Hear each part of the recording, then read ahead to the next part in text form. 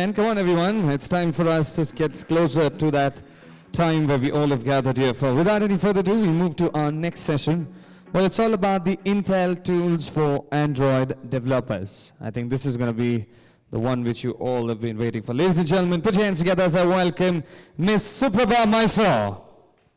How many of you here are hardcore developers?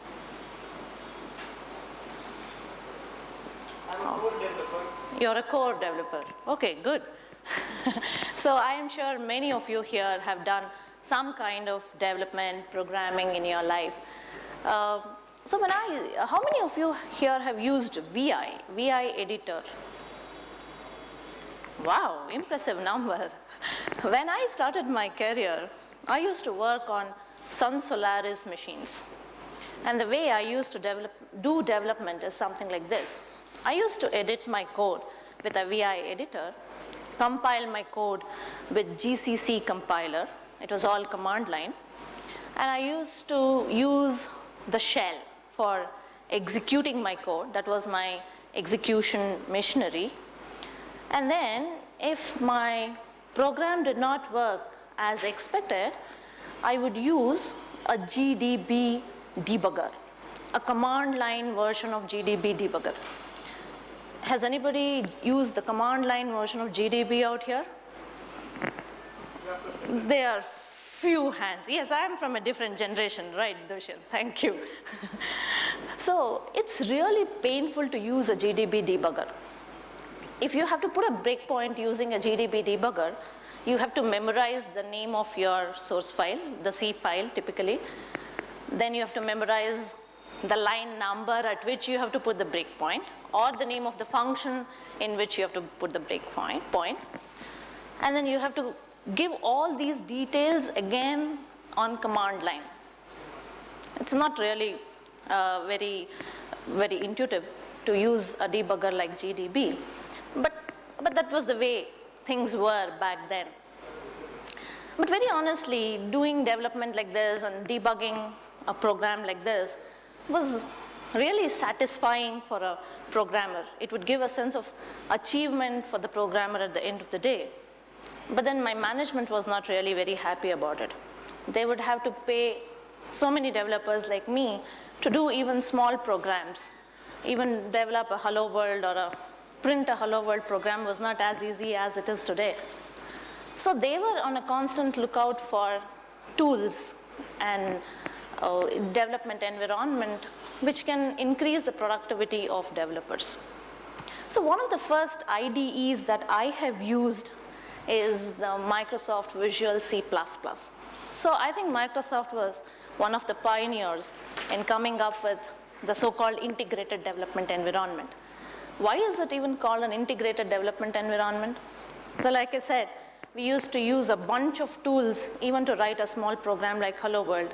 I talked about VI editor, the GCC compiler, the command shell for execution, and the GDB debugger. Microsoft C++ IDE, or the Visual C++ IDE, brought all these different tools under the umbrella of one installable. So there started the evolution. I think there were other IDEs as well that were competing with Visual C++ at that point in time, but I really have not worked on many of those. So thus evolved the concept of integrated development environment. Then came the internet boom, where developers really started sharing their problems, discussing their problems in communities, developer forums, and so on and so forth. And slowly developers even started sharing code with each other.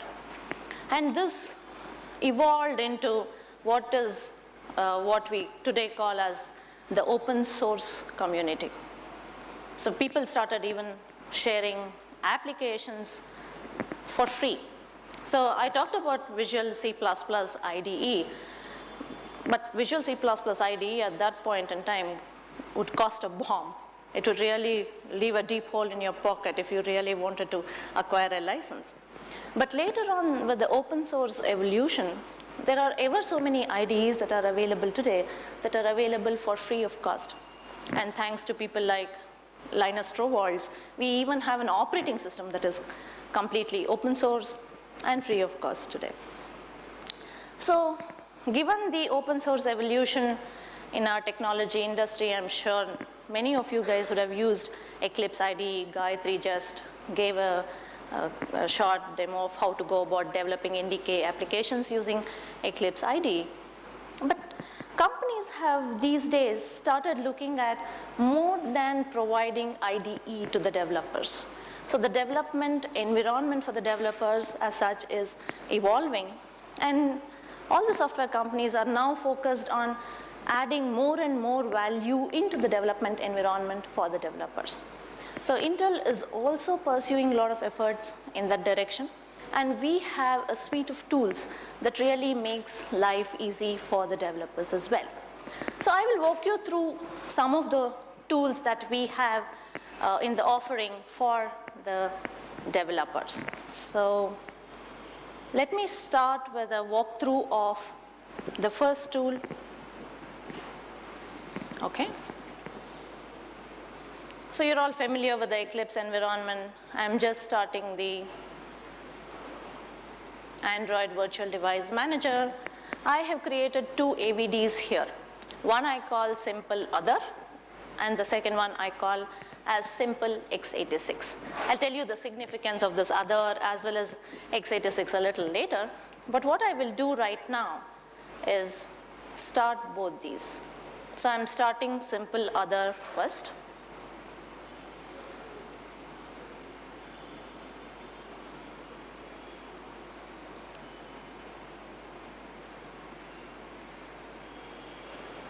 Okay, while this is coming up, how many of you here have used the Android emulator?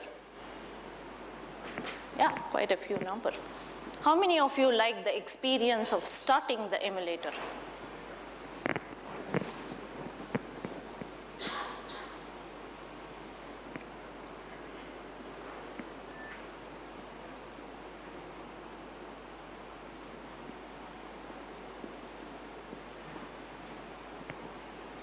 Typically, when I start my Android emulator in the morning, I just start the emulator and take a coffee break. I just go pick up my coffee, and by the time I'm back at my desk, the emulator is up and running. That's the way it is. So now I have started two of these emulators. Any guesses on which one will come up first? Go ahead. Why?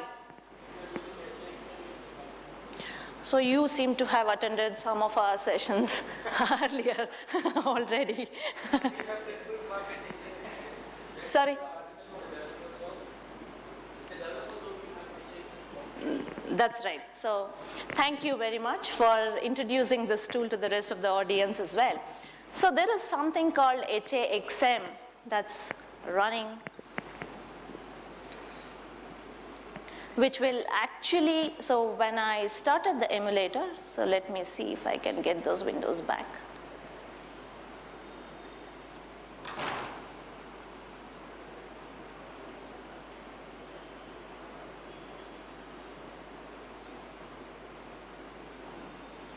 So when I start the emulator, you can see here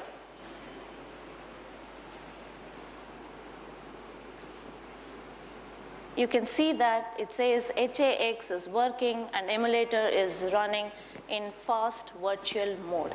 So this is the tool that is responsible for bringing up the x86 emulator much faster than the rest of the emulators. So when I said others, I had actually chosen a different processor for that particular virtual device on my system. So how do you ensure, or where do you look for these HAXM tools, and what other things are required for you to be using this? Let me just run you through that. So I'll start the Android SDK Manager.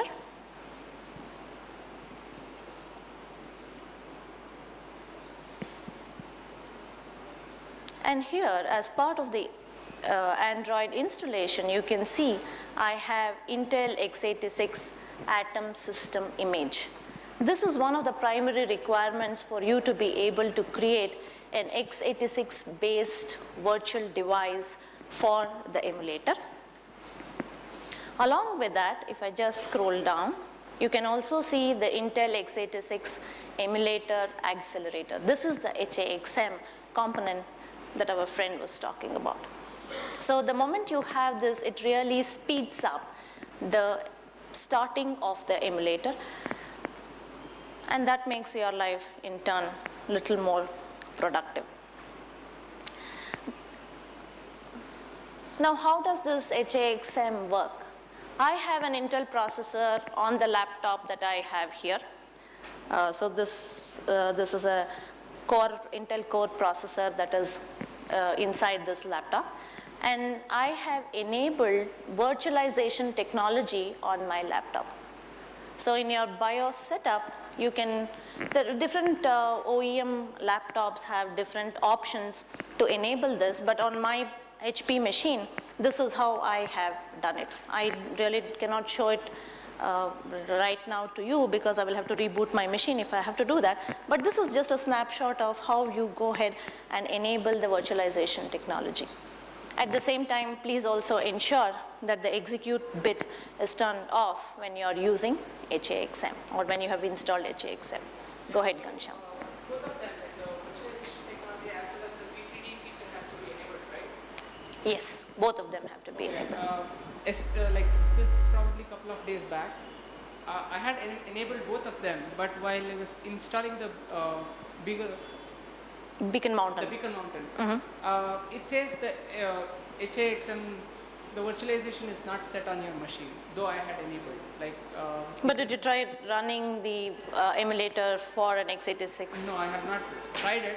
So while the installation, I was seeing this, so I was thinking whether it was an installation issue or there was something else I had to do it. So my experience here is sometimes we get this message, in spite of which the virtualization technology will be working. Okay. So when I did my installation on this particular machine, I got the same message, in spite of enabling virtualization in BIOS. But I started using the emulator, but I see that the HAXM is really kickstarting.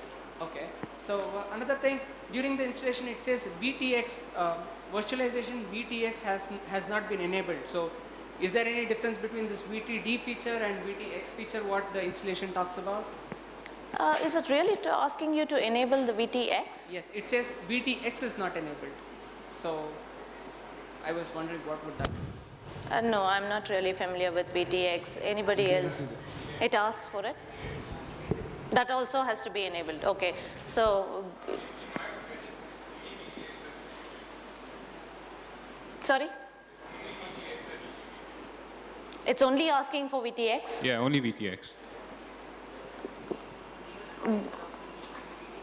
I've tried this on two. So our tools expert is telling us here that according to the documentation, you just have to enable VTX. What we can do is we are here for the entire day, today and tomorrow, where if you have any specific problem pertaining to HAXM and installation, we can definitely come to your machines and look at those and try to fix them. I'll move on right now.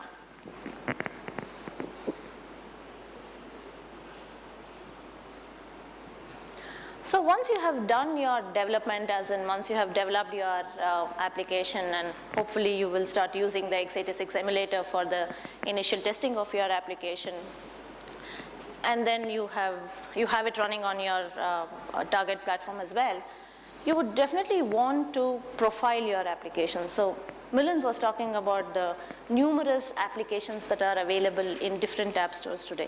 So if you take Google Play alone, there are more than 1 million applications on Google Play today.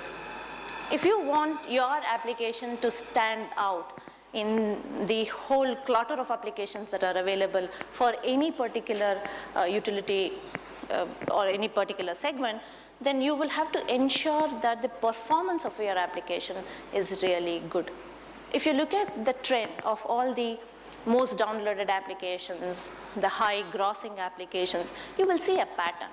All these applications, they perform whatever their functionality is in a better way than the rest of the applications that are kind of left out.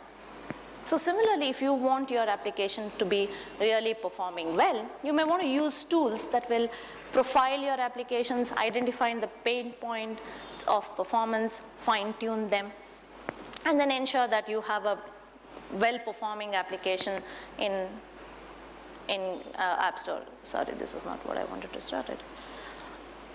So to profile your application as well, we have a tool by name Intel Graphic Performance Analyzer. You can use this.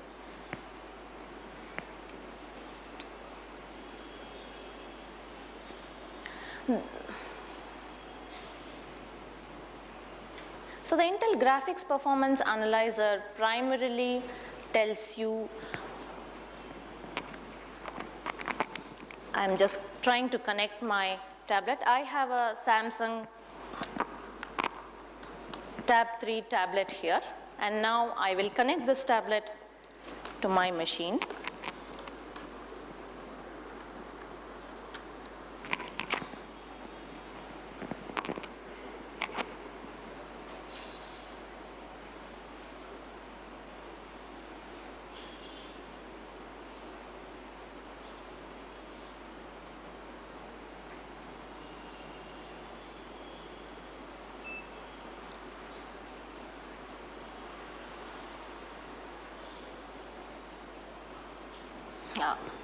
Says an error. Let me try and reconnect it.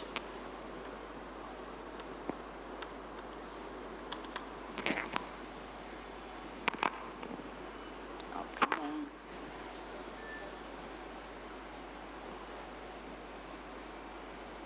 I'll try and restart this application.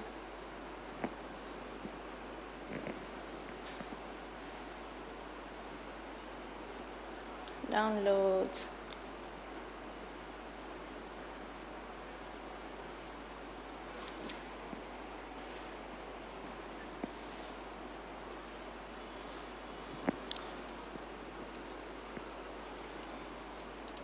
Let me see if ADB is able to identify this device. There is a problem.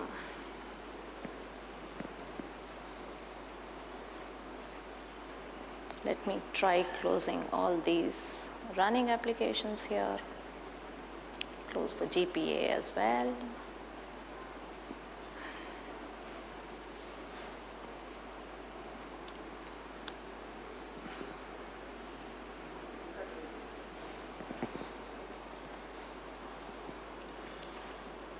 I will restart ADB. ADB restart, sorry.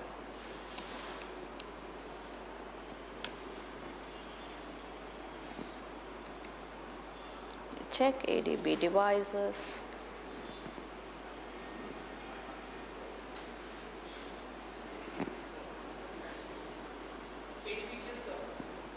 ADB, what was that? Sorry? Kill minus F.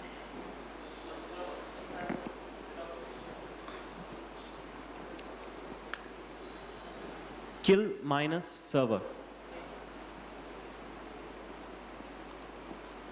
No, without space.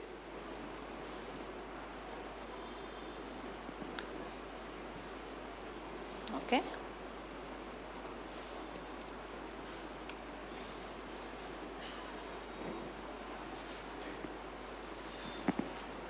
Sorry, this seems to happen in most of the demos that we try to do. But in any case, so the Graphic Performance Analyzer is a tool with which you can go ahead and analyze the performance of your application. Let me try and reboot the machine while I'm talking.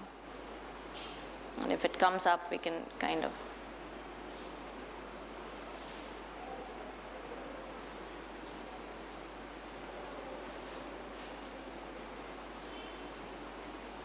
Okay, so the Graphic Performance Analyzer is a tool with which you can really profile your applications for what is the kind of CPU loading that's happening, whether the GPU is getting utilized the way it should get utilized. And you can also check for how is the battery performance with your application running with the Graphics Performance Analyzer. So these are the different things that you can do. I actually wanted to show you a complete demo of how the Graphics Performance Analyzer can be used to profile your applications and also to identify the different pain points in your application. So which is the part of your application that's really consuming a whole lot of memory, a whole lot of CPU, a whole lot of battery power. These are things that you can analyze with Graphics Performance Analyzer. Sorry, you're not audible. Is there a Linux version plan? Linux version of Graphics Performance Analyzer? We don't have it right now. Am I right, Is it planned? Subrata? Is there one plan? We are not aware of such plans right now. So the Graphics Performance Analyzer also lets you, I'm just logging in, just give me a minute. If this comes up, we can.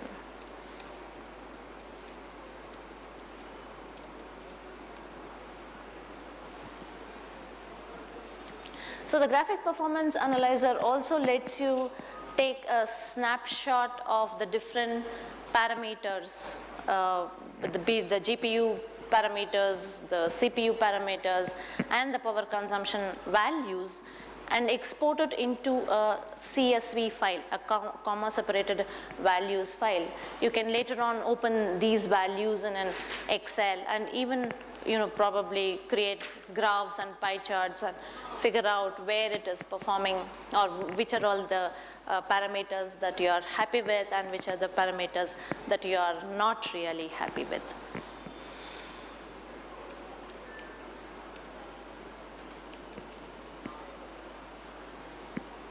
Just logging in, let's see if we can give you a demo of the Graphics Performance Analyzer.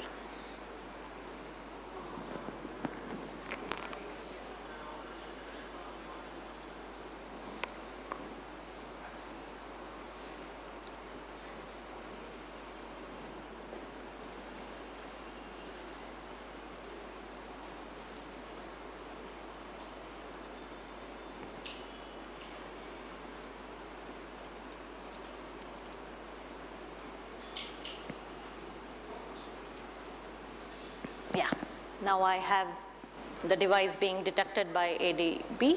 So let me start the Graphics Performance Analyzer.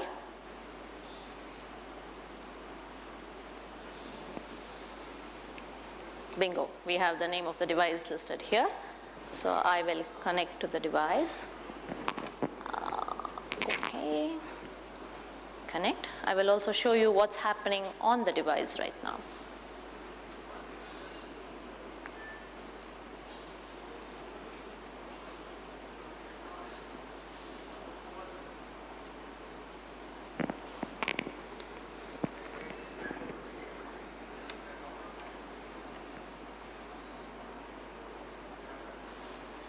So this is the device. I'll just reduce the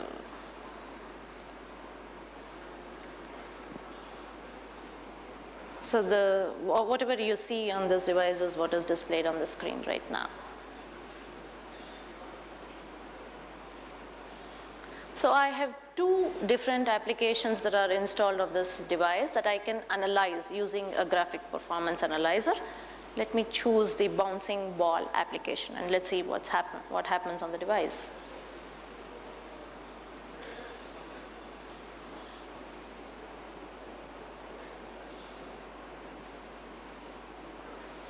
So this is the bouncing ball app. So this app primarily paints different balls that are constantly rotating. So you can see the rotations more on the device. There is quite some delay between what's actually happening on the device and what's shown on the screen. And then there is some amount of intense calculation that's done on the position of each of the balls. There are quite a lot of sine and cos functions, different trigonometric functions that are used to compute the position of each ball. So in the Graphics Performance Analyzer, I have right now pulled in the aggregated CPU load percentage, the app CPU load percentage, the TA load. This is to do with the GPU and the current discharging of the battery. You can pull in as many parameters as you would like. So for example, we can pull in discrete here to check whether there are discrete activities that are happening. Similarly, discrete, and a few more parameters that you would be interested in. You can see that there is no charging happening right now. So I talked about using a CSV or exporting the values to a CSV file. So you can see that now this is exporting the different values that I'm trying to capture here on screen onto a CSV as well. I will stop the capture. Then we can go to, under my documents you can see there is a directory called GPA. And here you can see that there is a CSV file pertaining to the bouncing ball application that I have analyzed just now.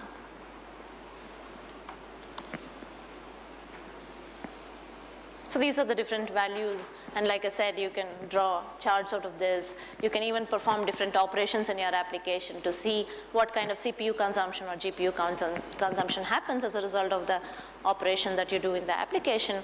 And then you can utilize this for really profiling your application. So is it enough if we profile our application? Don't we need tools to really go ahead and fine-tune the performance of the application? Yes, we certainly need tools for fine-tuning the performance as well. So even for fine-tuning, Intel has provided a couple of tools. The first one that I'm going to talk about is called IPP, or Intel Performance Primitives. This is a library that is provided by Intel as part of, you can go ahead and install it from software.intel.com. I'll really describe the details a little later. Once you have IPP, you can really use optimized functions for operations like face detection and voice recognition. So IPP is primarily for optimized signal processing, and for typical or for tablet and phone kind of devices, this is applicable if your application is making use of face detection and voice recognition kind of functionality. So how do you go about using IPP in your app? Your app needs to be an NDK app for you to be using IPP. So Gayatri has already shown us how we make an app into an NDK app. Turn your app into an NDK app and you will see that a JNI folder gets created. And under JNI folder, you can always find an android.make file. If you want to use IPP, then these are certain configuration values that you will have to define in your android.make file. So some of the values that I would like to highlight are local static libraries. So you will have to, the name of the library that is provided to you as part of IPP is IPP Android Preview. This is the C file that is defined as part of this project. You can see that C file here. And using this C file, you can actually export the JNI interface that you will use in your Java code. Let's go back to android.make. There are certain directives that you would want to give to the linker on the different the libraries that you would want to link with. This particular directive will ensure that when you build the project, you will get a .so file. So if I go to the libs directory here under x86, you see a lib hello ipp.so.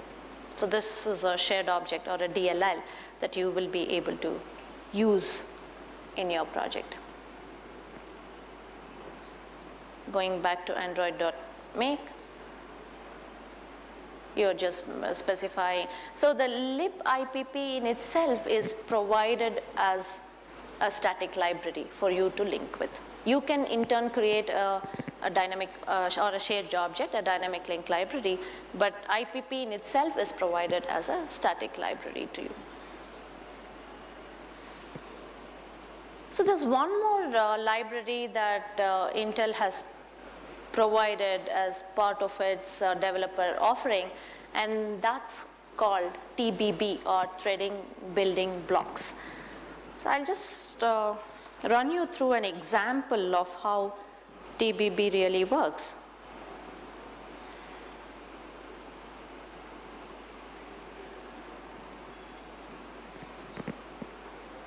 So this is an application that's actually painting the screen with this particular image.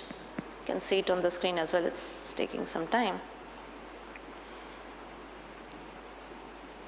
Along with painting the screen, they also have provided with different options of using a single thread, 2 thread, 4 threads, and 8 threads. I will first choose the 1 thread option. So I've actually clicked on 1 thread here. So what does this 1 thread option mean? That the application is using a single thread and painting the screen with this image in a very sequential manner. Let's see how long it takes to print the screen completely with just 1 thread. So it took about 22 seconds for the screen to get painted with a single thread being used by the application. Now let me choose the 2 threads option. So now there are 2 threads that are simultaneously working on painting the screen with this particular image. It took 13 seconds with 2 threads. Now I will choose the 4 threads option.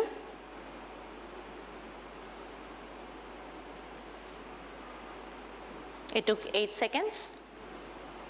And let me click on 8 threads.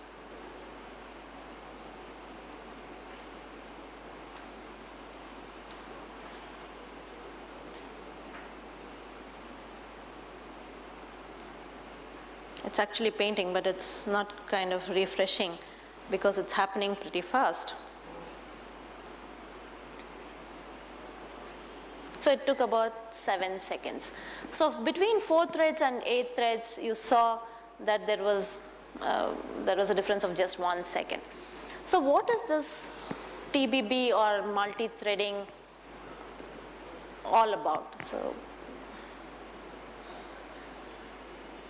show an example of how to go about using it.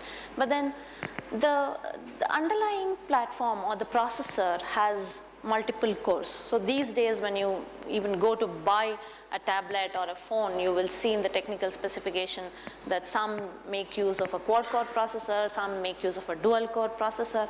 But are all the cores really used efficiently if your application is not tuned for it? Not really. So as an application developer, you need to be cognizant of the fact that you will have to tune your application or code your application in such a way that you utilize all the different cores that are available in the processor efficiently. So threading building block or TBB is a tool which will give you a set of APIs to do this particular multi-threading activity within your application. So you can just include the TBB by defining these various configuration parameters in the android.make file. Again, your application needs to be an NDK application if you want to use the threading building blocks. And there are different APIs that are provided by it, and you have to really specify all these values that you see here. This is provided to you in a sample along with the TBB library when you download the Intel TBB into your development environment. And you can go ahead and use threads wherever you can really make your application more efficient. As in, if you have functionality in your application that are independent of each other and you can do them in 2 different threads or 4 different threads, use the appropriate number of threads. I wouldn't say that the processing capability is directly proportional to the number of threads that you use. As you saw in the example, between 4 threads and 8 threads, the performance gain or the time gain was not really much. So use the appropriate number of threads and make best use of the processor that is available on your phone, or your tablet using the TBB. TBB is also open source. If you search for TBB, you will find the link for the open source page where you can go ahead and download with what is called Beacon Mountain from Intel, software.intel.com. That's the primary page or web page from where you get different tools that are available to you from Intel. So you can go to software.intel.com and download Beacon Mountain, and then you will get all these tools along with the Google Android SDK. You will also get the Intel NDK along with Beacon Mountain, and the different compilers that are available for you to compile your NDK code is also available through Beacon Mountain. Any questions right now?